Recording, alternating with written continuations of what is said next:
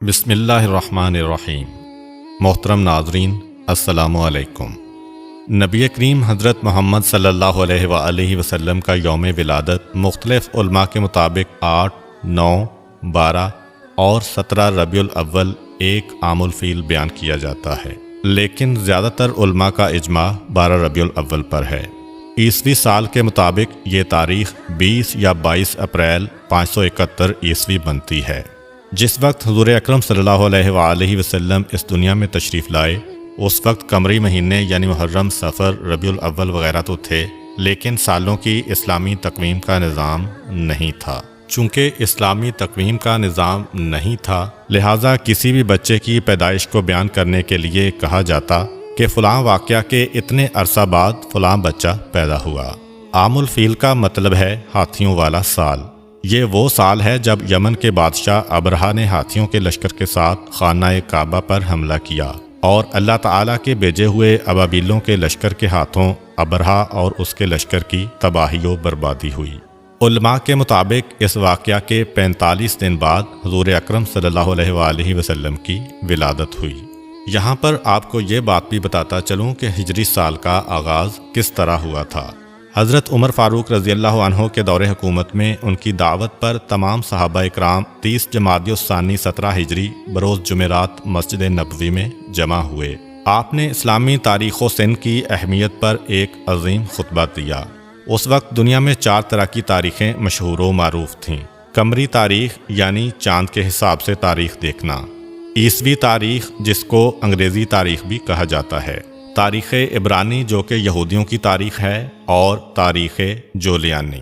حضرت عمر نے فرمایا کہ اسلامی سال چاند کے حساب سے ہونا چاہیے۔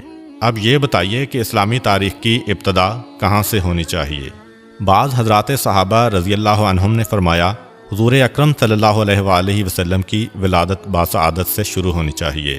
حضرت عمر نے فرمایا اس طریقہ میں عیسائیوں کے ساتھ مشابہت بنتی ہے، کیونکہ ان کے سال کی ابتدا حضرت عیسیٰ مسیح علیہ السلام کی پیدائش سے شروع ہوتی ہے۔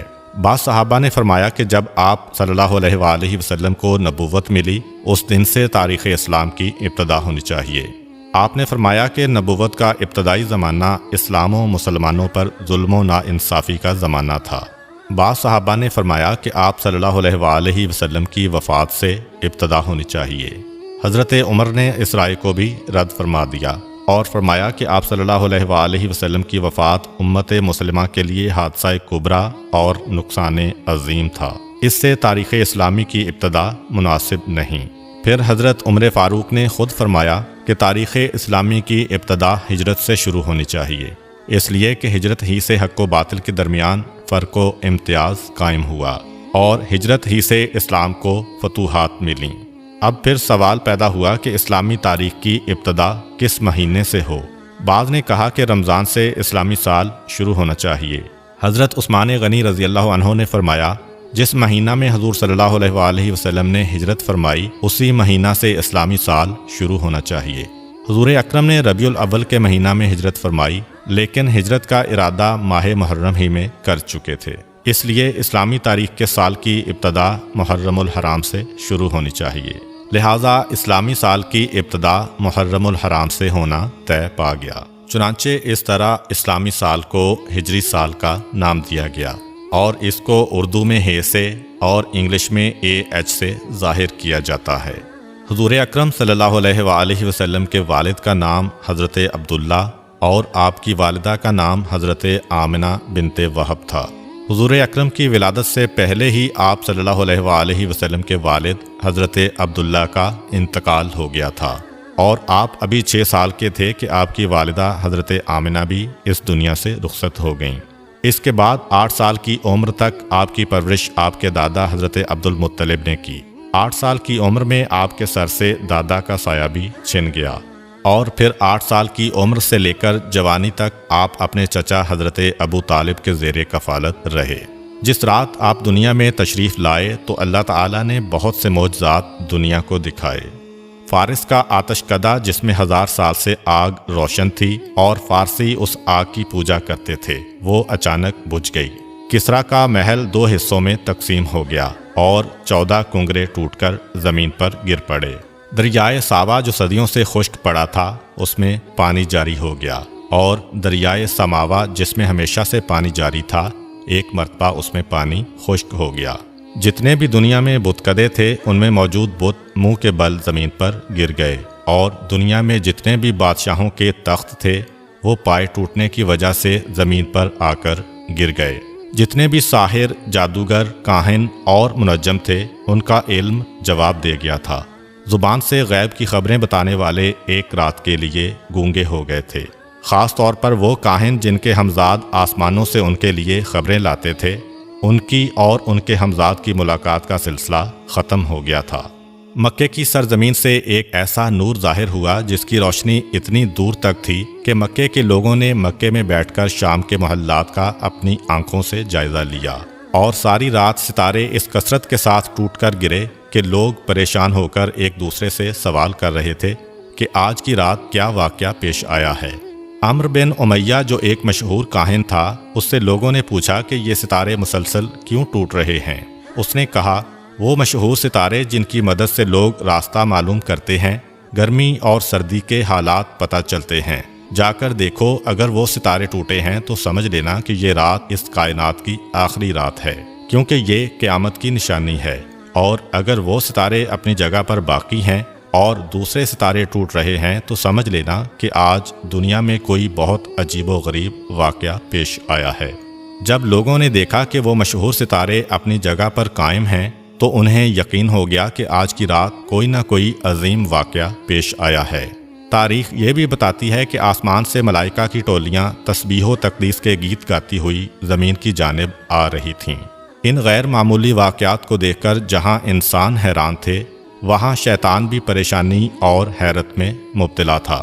اس نے اپنے چیلوں کو جمع کیا اور ان سے کہا کہ پتہ کرو ماجرا کیا ہے۔ شیطان کے چیلوں نے ساری دنیا گھومی اور صبح کے وقت ناکام واپس لوٹے، اور شیطان کو بتایا کہ انہیں کچھ پتہ نہیں چل سکا۔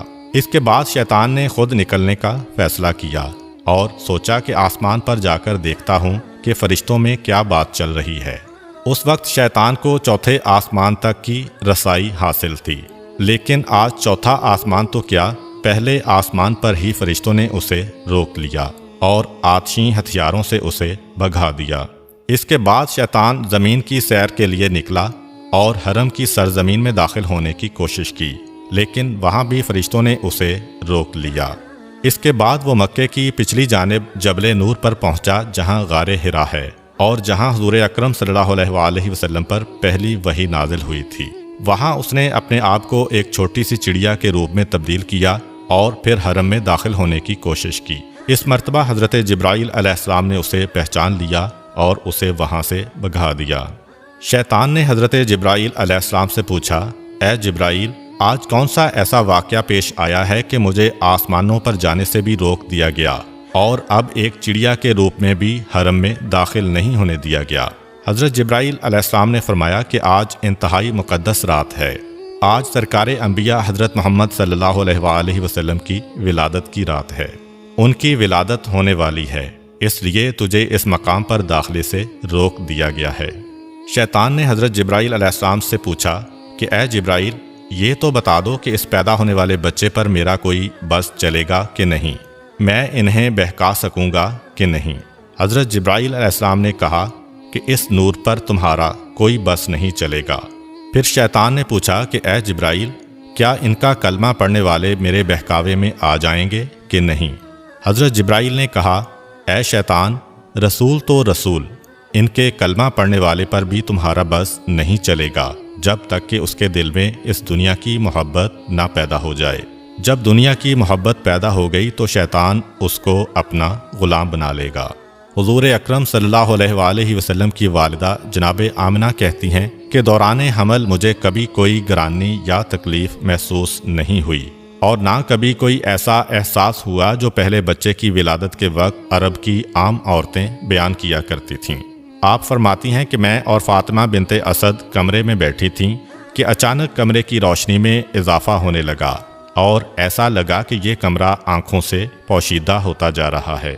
جناب فاطمہ بنت اسد یہ منظر دیکھ کر گھبرا گئیں، اپنی جگہ سے اٹھیں کہ گھر کے مردوں کو جا کر بتائیں۔ حضرت ابو طالب کو آواز دی اور جو دیکھا تھا وہ بیان کیا۔ حضرت ابو طالب نے کہا، فاطمہ گھبراؤ نہیں، یہ سارا منظر اس نور کی وجہ سے ہے جو اس دنیا میں تشریف لانے والا ہے۔ حضرت آمنہ کہتی ہیں کہ ادھر حضرت فاطمہ بنت اسد باہر نکلیں، ادھر ایک سفید پرندہ نظر آنے لگا۔ عجیب بات یہ ہے کہ مکان کی چھت بھی غائب ہو گئی ہے اور ہر طرف اس قدر نور ہے کہ جس نے میرے ارد گرد کی تمام چیزوں کو پوشیدہ کر دیا ہے، اور اب میں گویا 7ویں آسمان تک کا مشاہدہ کر رہی ہوں۔ جناب آمنہ کہتی ہیں کہ اس وقت ایک سفید پرندہ آیا، اس نے اپنے جسم کو میری پیشانی سے مس کیا۔ جیسے ہی اس نے اپنا جسم میری پیشانی کے ساتھ مس کیا، میرے گرد جتنا نور تھا وہ سمٹ کر میری پیشانی میں جمع ہو گیا۔ جناب آمنہ نے آسمانوں کا نظارہ کر لیا اور اس کے بعد ان کو اپنا کمرہ دوبارہ نظر آنے لگا۔ جناب فاطمہ بنت اسد بھی اس وقت دوبارہ تشریف لا چکی تھیں۔ جناب آمنہ کہتی ہیں کہ اس وقت 4 عورتیں میرے پاس آئیں جن کے ہاتھ میں شیشے کے گلاس اور صراحیاں تھیں۔ انہوں نے مجھے سلام کیا اور کہا کہ ہم جنت کی حوریں ہیں اور حکم پروردگار سے آپ کے پاس تشریف لائی ہیں۔ یہ جنت کا شربت ہے، اسے نوش فرما لیں۔ حضرت آمنہ نے وہ شربت پیا تو ایک لمحے کے لیے دنیا سے غافل ہو گئیں، اور جیسے ہی ہوش میں آتی ہیں تو کیا دیکھتی ہیں کہ ان کا بچہ ان کے پاس اس انداز میں سجدے کی حالت میں ہے کہ اس کا بایاں ہاتھ زمین پر ہے اور دایاں ہاتھ آسمان کی طرف بلند ہے۔ اس کی پیشانی خانہ خدا کی جانب ہے، اور جیسے ہی وہ سجدہ سے اٹھا اس کی پیشانی سے ایسا نور ظاہر ہوا کہ میں نے اور میری بہن فاطمہ نے اسی نور کی روشنی میں ایک طرف یمن کے سرخ محل دیکھے تو دوسری جانب بصرہ اور شام کے علاقے کو دیکھا، اور تیسری جانب ایران کے محلات ہماری آنکھوں کے سامنے آ گئے۔ حضرت آمنہ فرماتی ہیں کہ میرے ہاں بچے کی ولادت ہوئی اور مجھے پتہ بھی نہ چلا کہ یہ بچہ کس وقت دنیا میں ظاہر ہوا۔ اس کے بعد مسلسل میرے کانوں میں لوگوں کے سلام کی آوازیں آنے لگیں، السلام علیکہ یا محمد، السلام علیکہ یا احمد۔ میں نے ان 4 حوروں سے پوچھا کہ یہ کون لوگ ہیں جو سلام کر رہے ہیں؟ انہوں نے کہا کہ یہ فرشتوں کی ٹولیاں ہیں جو سلام کرنے آ رہی ہیں۔ اس کے بعد ان 4 حوروں نے کہا کہ ہم اس امانت کو جبرائیل و میکائیل علیہم السلام کے سپرد کر کے واپس جا رہی ہیں۔ ان 4 حوروں میں سے ایک نے بچے کو اپنے ہاتھوں پر لیا اور پھر آنے والے ایک نوجوان کی گود میں ڈال دیا۔ مجھے بتایا گیا کہ یہ حضرت جبرائیل علیہ السلام ہیں، ان کے ساتھ حضرت میکائیل علیہ السلام ہیں، اور دونوں کے ہاتھ میں جنت کے پانی سے بھرے ہوئے لوٹے تھے۔ انہوں نے اس پانی کو بچے کے اوپر ڈالنا شروع کیا اور فرمایا، اے آمنہ، اس بچے کو اس پانی کی ضرورت نہیں ہے کیونکہ یہ پاک و پاکیزہ ہے، اسے غسل کرنے کی ضرورت نہیں ہے، مگر ہم نور و صفا میں زیادتی کے لیے اس پانی سے غسل دے رہے ہیں۔ جناب آمنہ کہتی ہیں کہ میں نے دیکھا کہ بچہ ختنہ شدہ ہے، ناف کٹی ہوئی ہے اور پاک و پاکیزہ ہے۔ حضرت جبرائیل و میکائیل علیہم السلام ابھی نہلا کے فارغ ہوئے تھے، اچانک آسمان سے ایک سفید رنگ کا بادل نمودار ہوا اور اس نے اس بچے کو چھپا لیا۔ اس کے بعد میرے کان میں کسی نے کہا کہ اسے لے جاؤ اور دنیا کے پہاڑ اور جنگل دکھاؤ، اور ہر ایک سے کہو کہ یہ تمہارا آقا اور سردار ہے، تمہیں اس کی اطاعت کرنا ہے۔ ایک لمحے بعد وہ بادل جس نے بچے کو پوشیدہ کیا ہوا تھا ہٹا اور بچہ سبز رنگ کے ایک گہوارے میں لیٹا ہوا نظر آیا۔ مجھے نہیں پتا کہ یہ گہوارہ بھی کہاں سے آیا۔ بچے کے ہاتھ میں 3 چابیاں ہیں اور کسی نے بآواز بلند کہا، اس میں سے ایک چابی فتح و نصرت کی ہے، دوسری چابی دنیا کے نفعات کی ہے، جو اس کے ساتھ چلے گا وہ نفع حاصل کرے گا اور جو اس سے منہ موڑے گا وہ نقصان اٹھائے گا، تیسری چابی نبوت کی چابی ہے، پس نبوت کے سلسلے کو اس نے قفل لگا دیا، اس کے بعد کوئی نبی نہیں آئے گا۔ یکا یک میں نے دیکھا کہ ایک دوسرا بادل نیچے آیا اور اس نے پھر اس بچے کو پوشیدہ کر دیا۔ پھر کسی نے میرے کان میں کہا، اسے لے جاؤ اور دنیا میں جتنے چرندے، پرندے، درندے، اولیاء اور نیک انسان ہیں ان سب کو اس کی پہچان کراؤ اور ان سے کہو کہ یہ تمہارے آقا و سردار ہیں، تمہیں اس کی اطاعت کرنا ہے۔ تھوڑی دیر بعد وہ بادل بھی ہٹ گیا اور میرا بچہ اسی انداز میں گہوارے میں لیٹا ہوا ہے، اور اب اس کے سرہانے 3 آدمی کھڑے ہیں۔ ان میں سے ایک کے ہاتھ میں شیشے کی بنی ہوئی ایک صراحی ہے، دوسرے کے ہاتھ میں موتیوں کا بنا ہوا ایک چوکور تشت ہے اور تیسرے کے ہاتھ میں ایک سفید رومال ہے۔ اسی وقت میری نگاہ میرے بچے کی جانب گئی تو میں نے دیکھا کہ میرے بچے کے دوسرے ہاتھ میں بھی ایک سفید رومال ہے، یعنی ایک ہاتھ میں 3 چابیاں ہیں اور دوسرے ہاتھ میں سفید رومال، اور کوئی کہہ رہا ہے کہ اب دنیا اس کے قبضے میں ہے، یہ دنیا میں جسے چاہے دنیا سے محروم کرے۔ پھر وہ 3 آدمی آگے بڑھے اور موتیوں کا تشت بچے کو پیش کیا اور کہا کہ اس میں سے جس حصے کو چاہو پکڑ سکتے ہو۔ بچے نے تشت کے بیچ میں ہاتھ ڈالا، جو بچے کی فطرت کے بالکل خلاف ہے، کیونکہ چاروں طرف سفید موتی لگے ہوئے ہیں اور درمیان والا حصہ خالی ہے۔ پکارنے والے نے پکارا کہ اس نے دنیا میں سے خانہ کعبہ کا انتخاب کر لیا ہے۔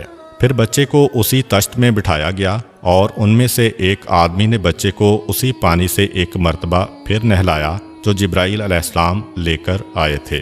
پھر میں نے دیکھا کہ تیسرے آدمی نے اس سفید رومال کو کھولا، اس میں سے ایک انگوٹھی نکلی، اس انگوٹھی کو بچے کے دونوں شانوں کے درمیان رکھ کر دبایا، اور جب انگوٹھی کو وہاں سے ہٹایا تو مہر نبوت وہاں پر ثبت ہو چکی تھی۔ اس وقت پکارنے والے نے پکارا کہ یہ رضوان جنت ہے جو اس وقت رسول کو غسل دینے کے لیے آیا تھا۔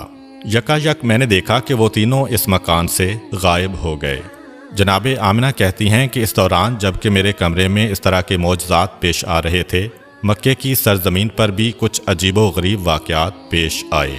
صبح کا وقت ہے، مکے کے کافر اپنے گھروں میں آرام کر رہے ہیں اور حکم پروردگار سے جنت سے اس دنیا کے لیے 4 جھنڈے بھیجے گئے۔ پہلا جھنڈا کوہ کاف پہ لگایا گیا، دوسرا جھنڈا کوہ ابو قبیس پر لگایا گیا، تیسرا جھنڈا خانہ کعبہ کی چھت پر لگایا گیا اور چوتھا جھنڈا بیت المقدس پر لگایا گیا۔ جبرائیل علیہ السلام اس وقت جنت سے ایک قندیل، ایک شمعدان اور ایک جھالر لے کر آئے اور اسے کعبے کے دروازے پر لٹکا دیا گیا، اور پروردگار کی جانب سے جنت سے یاقوت سرخ کا بنا ہوا ایک خیمہ حضرت عبد المطلب کی خدمت میں بھجوایا گیا۔ یعنی آج کی رات مکے کی سجاوٹ ہو رہی ہے، مکے کو سجایا جا رہا ہے۔ صبح کے وقت مکے والے اٹھتے ہیں اور حیران ہو جاتے ہیں کہ رات کے وقت ہم نے آسمان پر عجیب و غریب واقعات کا مشاہدہ کیا تھا، مگر اب تو ہمارے ہی شہر میں یہ قندیل کہاں سے آئی؟ کعبے کے دروازے پر لٹکنے والا اتنا خوبصورت جالر کہاں سے آیا؟ یہ خوبصورت جھنڈے کون لگا گیا؟ اور جب حضرت عبد المطلب کے گھر کے صحن میں یاقوت سرخ کا خیمہ دیکھا تو اکثر سرداران مکہ کے دل میں حسد کی آگ بھڑک اٹھی کہ جو چیز ہے وہ عبد المطلب کو ہی مل رہی ہے، جو نعمت بھی ہے انہی کو مل رہی ہے، تو وہ دشمنی کا سلسلہ جو چاہے زمزم کھودتے وقت شروع ہوا تھا وہ مزید بڑھ گیا۔ غرض یہ کہ جب رات ختم ہوئی اور رسول خدا کی ولادت ہو چکی تھی، سارا مکہ جگمگا رہا تھا، اور حضرت عبد المطلب اپنے مکان میں یہ انتظار کر رہے ہیں کہ میری بہو آمنہ کی طرف سے مجھے کیا پیغام ملتا ہے۔ دوسری طرف سارا مکہ کعبے کے باہر جمع ہے۔ ایک یہودی عالم خانہ خدا کے باہر بے چینی اور بے قراری کے عالم میں ٹہل رہا ہے اور ایک ایک سے سوال کر رہا ہے کہ کیا کل تمہارے ہاں تو کسی بچے کی ولادت نہیں ہوئی؟ سب لوگ اسے پاگل سمجھ رہے ہیں کہ اس سوال کا مقصد کیا ہے۔ اس نے کہا کہ میرا علم گواہی دے رہا ہے کہ کل مکہ میں کوئی بچہ پیدا ہوا ہے، تو پس بنی اسرائیل سے پیغمبری ختم ہو گئی ہے۔ یہودیوں کے لیے ہمیشہ ہمیشہ کی ذلت ان کا مقدر بن چکی ہے۔ مجھے پریشانی اسی بات کی ہے۔ وہ بے چینی سے ٹہل رہا ہے کہ میرا قبیلہ ہمیشہ ہمیشہ کے لیے ذلیل ہونے والا ہے، پیغمبری ہم میں سے ختم ہونے والی ہے۔ بار بار آتا ہے اور ہر ایک سے سوال کرتا ہے کہ خدا کے لیے بتا دو، تم میں سے کسی کے ہاں بچے کی ولادت تو نہیں ہوئی؟ ہر ایک نام میں جواب دیتا ہے۔ آخر میں گھبرا کے کہتا ہے کہ کوئی یہاں آنے سے باقی تو نہیں بچا؟ لوگوں نے کہا کہ انتظار کرو، ابھی سردار مکہ آنے والے ہیں، جب وہ آئے تو ان سے سوال کرنا، باقی سب تو یہاں پہنچ چکے ہیں۔ یہودی عالم کو پتہ چلا کہ حضرت عبد المطلب کے ہاں پوتے کی پیدائش ہوئی ہے۔ بے چین ہو کر حضرت عبد المطلب کو کہتا ہے کہ ایک مرتبہ میں اس بچے کی زیارت کرنا چاہتا ہوں، تاکہ جس مقصد کے تحت میں اپنے وطن کو چھوڑ کر اتنے مہینوں سے مکے میں مقیم ہوں وہ پورا ہو جائے اور مجھے پتہ چل جائے کہ واقعاً وہی بچہ پیدا ہوا ہے کہ نہیں۔ جناب عبد المطلب اس عالم کی بے چینی کو دیکھتے ہوئے پیغمبر اسلام کو ایک گہوارے میں لے کے آتے ہیں۔ یہودی عالم کی نگاہ اس بچے پر پڑی اور بے اختیار چیخ ماری کہ یہی وہ بچہ ہے کہ جس کے بعد بنی اسرائیل کی بادشاہت ختم ہو گئی، بنی اسرائیل سے نبوت ختم ہو گئی۔ یہی وہ بچہ ہے جو ساری دنیا کا حکمران بنے گا، اور اس کی وجہ سے عرب اپنی سرزمین سے نکل کر ساری دنیا میں پھیلیں گے۔ ناظرین، یہ تو تھی نبی پاک کی پیدائش کے حوالے سے مکمل تفصیل۔ انشاءاللہ اگلی ویڈیو میں ہم آپ صلی اللہ علیہ وآلہ وسلم کے بی بی حلیمہ سعدیہ کے گھر پہنچنے اور وہاں پر پیش آنے والے حالات اور معجزات کے بارے میں بیان کریں گے۔ امید کرتا ہوں کہ آپ کو آج کی ویڈیو اچھی لگی ہوگی۔ اگر آپ کو ہماری ویڈیو اچھی لگی ہے تو ویڈیو کو لائک کریں اور مزید اس طرح کی ویڈیوز دیکھنے کے لیے ہمارا چینل سبسکرائب کر لیں۔ ملتے ہیں نیکسٹ ویڈیو میں، اجازت دیجیے، اللہ حافظ۔